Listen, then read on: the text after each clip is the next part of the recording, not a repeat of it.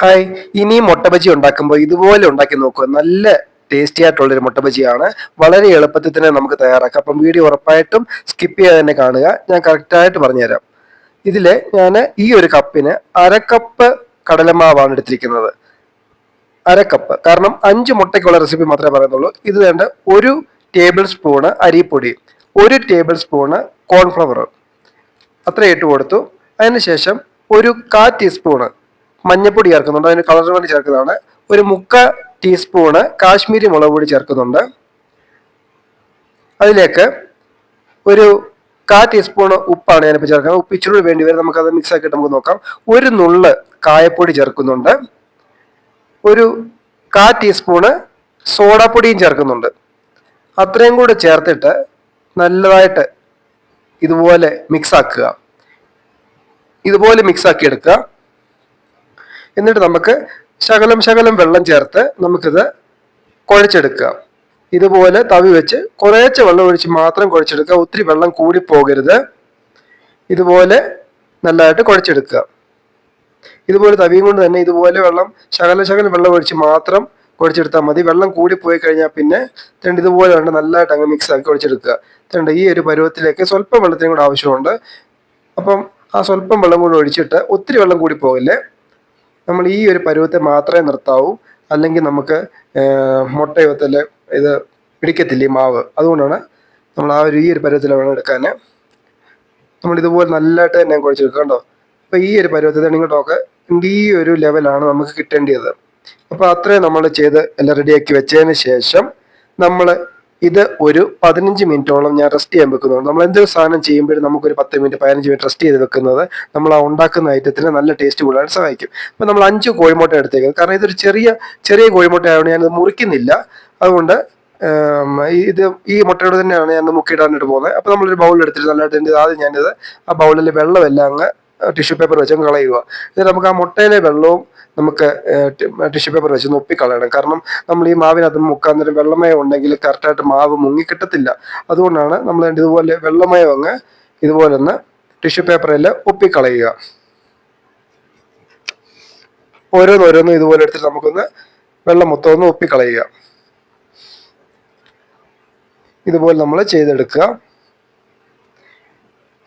അതുപോലെ ഓരോന്നും ചെയ്തെടുക്കണം കേട്ടോ. ഇതുപോലെ നമുക്കൊന്ന് ടിഷ്യൂ പേപ്പർ ഒന്ന് ഒപ്പിയെടുത്താൽ മതി. അപ്പം അതെല്ലാം ഒന്ന് റെഡിയാക്കി സെറ്റാക്കി എടുക്കുക. ഈ മുട്ട ഞാനിവിടെ മുറിക്കുന്നില്ല, കാരണം ഇത് ചെറിയ മുട്ടയാണ്, കോഴിമുട്ട ചെറിയ മുട്ടയാണ്. അപ്പോൾ ഇത് മുറിച്ച് കഴിഞ്ഞാൽ പിന്നെ ഒന്നുമില്ല. അതുകൊണ്ട് ഞാനിത് മുറിക്കുന്നില്ല.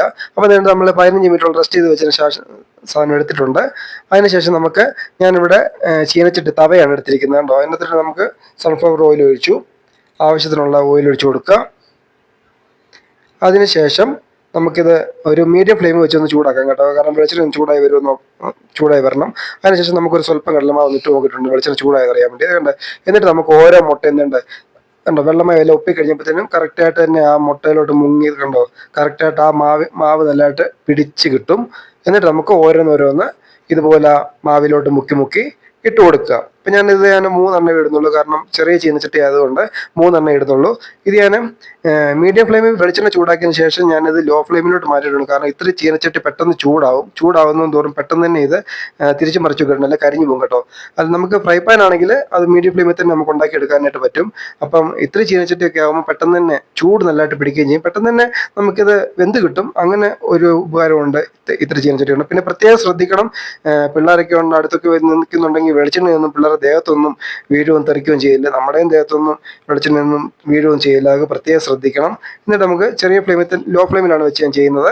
എന്നിട്ട് ഇതുപോലെ തന്നെ തിരിച്ചും മറിച്ചും ഇതുപോലെ ഇട്ട് നമുക്ക് ഒരു ബ്രൗണിഷ് ഒരു ഗോൾഡൻ പരുവായി കിട്ടിയാൽ മതി. ഒത്തിരി ഒന്ന് ബ്രൗണിഷ് പരുവായി മൂത്തൊന്നും പോകില്ല. ഈ ഒരു പരുവത്തിൽ കിട്ടിയാൽ മതി കണ്ടോ.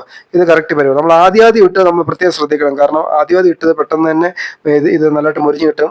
അപ്പം അത് ആദ്യം തന്നെ തിരിച്ച് മറിച്ച് വിട്ടെടുക്കുക. പിന്നെ നമുക്ക് പിന്നെ ഇട്ട് നമുക്ക് കോരിയെടുത്താൽ മതിയായിരിക്കും. അപ്പോൾ അത് പ്രത്യേകം ശ്രദ്ധിക്കുക. ഇതുപോലെ തന്നെ തിരിച്ച് മറിച്ച് വിട്ട് ഈ ഒരു പരുവത്തിൽ മാത്രം എടുക്കണ്ട. ഇപ്പം നമുക്ക് ആദ്യത്തെ സെറ്റ് നമുക്ക് എടുക്കാറായിട്ടുണ്ട്. പിന്നെ രണ്ടാമത്തെ സെറ്റിലും പ്രത്യേകം ശ്രദ്ധിക്കേണ്ടതെന്ന് പറഞ്ഞാൽ വെളിച്ചെണ്ണ ഓൾറെഡി നല്ലതായിട്ട് ചൂടായിരിക്കുകയാണ്. അപ്പം നമ്മൾ ഇടുമ്പോൾ തന്നെ തിരിച്ചും മറിച്ചും ഇട്ട് തന്നെ ഒത്തിരി കരിഞ്ഞൊന്നും പോവില്ലേ. കാരണം ഒരു ഗോൾഡൻ കളറായി കിട്ടിയാൽ മാത്രം മതി. കാരണം ഒത്തിരി ബ്രൗണിഷ് കളറായി പോകേണ്ട ആവശ്യമില്ല.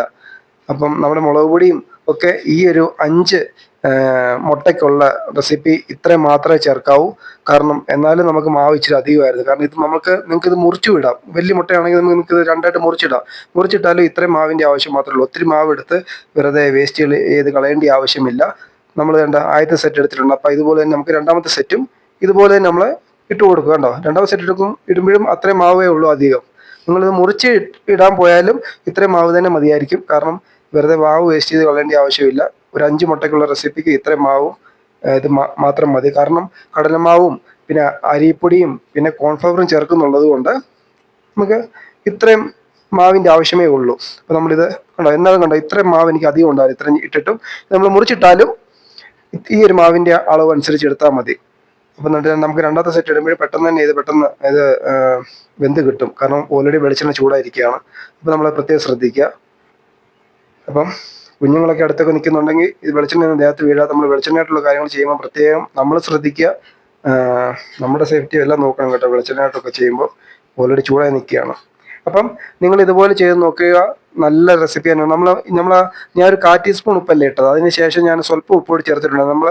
ഇത് ചീനച്ചട്ടിക്കകത്തോട്ട് ഇടുന്നതിന് മുമ്പ് തന്നെ നമുക്ക് ഉപ്പ് എല്ലാം പരുവത്തിൽ ചേർത്തതിന് ശേഷം മാത്രമേ ചീനച്ചട്ടിക്കകത്ത് ഇടാവൂ. പിന്നെ നമുക്ക് ഉപ്പ് ചേർക്കാൻ പറ്റത്തില്ല. അപ്പം നമുക്ക് നല്ല ടേസ്റ്റി ആയിട്ടുള്ള മുട്ട ബജി ഇവിടെ റെഡി ആയിട്ടിരിക്കുവാണ്. അപ്പോൾ നിങ്ങൾ എൻ്റെ വീഡിയോ ഇഷ്ടപ്പെട്ടെങ്കിൽ നിങ്ങൾ ഉറപ്പായിട്ടും സപ്പോർട്ട് ചെയ്യുക, സബ്സ്ക്രൈബ് ചെയ്യുക. അപ്പം ഞാൻ പുതിയ വീഡിയോസുമായിട്ട് ഇനി വീണ്ടും വരും. അപ്പോൾ ഇതുപോലെ ചെയ്ത് നോക്കുക കേട്ടോ. അപ്പം നിങ്ങൾക്കിത് മുറിച്ചും ചെയ്യാം, അല്ലെങ്കിൽ ഇതുപോലെ ഒന്നായിട്ടിട്ടും നമുക്ക് ഇതുപോലെ മുട്ട ബജി ഉണ്ടാക്കിയെടുക്കാം. അപ്പം വീട്ടിൽ ഉറപ്പായിട്ടും ഇതുപോലെ കുക്ക് ചെയ്ത് നോക്കുക. നല്ല ടേസ്റ്റി ആയിട്ടുള്ളൊരു ഐറ്റം തന്നെയാണ്. അപ്പം ഇതുപോലെ കുക്ക് ചെയ്യാം. 4 മണിക്കൊക്കെ നമുക്ക് പിള്ളേർക്കും വലിയവർക്കും ഒക്കെ ഉണ്ടാക്കി വളരെ എളുപ്പം തന്നെ ഏകദേശം ഒരു അരമണിക്കൂർ നമ്മൾ ഇതിനകത്ത് സ്പെൻഡ് ചെയ്താൽ മതി. ഒരു 15 മിനിറ്റോളം റെസ്റ്റ് ചെയ്യാൻ വെക്കുക. 15 മിനിറ്റ് നമ്മൾ കുക്ക് ചെയ്യാനുള്ള സമയം ചെയ്താൽ നമുക്ക് ഈ ഒരു അടിപൊളി റെസിപ്പി നമുക്ക് ഉണ്ടാക്കിയെടുക്കാം. അപ്പോൾ വീഡിയോ ഇഷ്ടപ്പെട്ടെങ്കിൽ ലൈക്ക് ചെയ്യുക, സബ്സ്ക്രൈബ് ചെയ്യുക. താങ്ക്